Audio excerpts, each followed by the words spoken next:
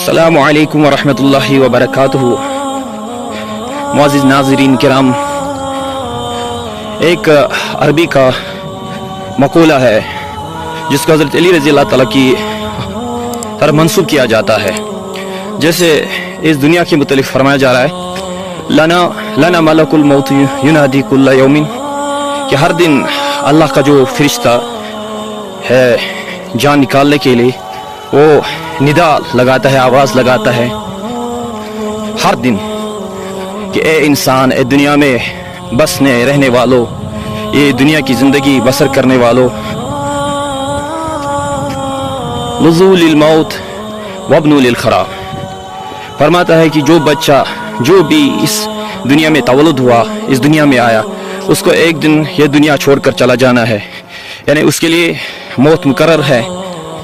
وابنوا للخراب، اور جو عمارتیں، جو بلڈنگیں تعمیر کی گئی، جو کنسٹرکشنز ہے،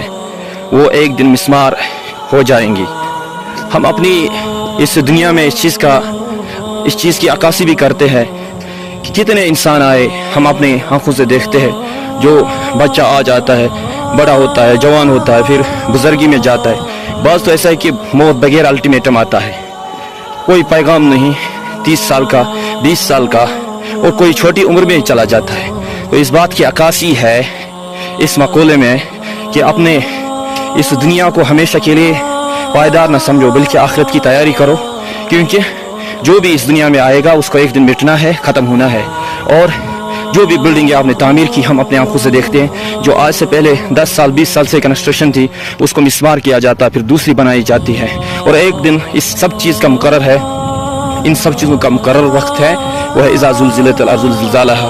اللہ تعالی ہمیں اور آپ کو عمل کرنے کی توفیق دے، آمین۔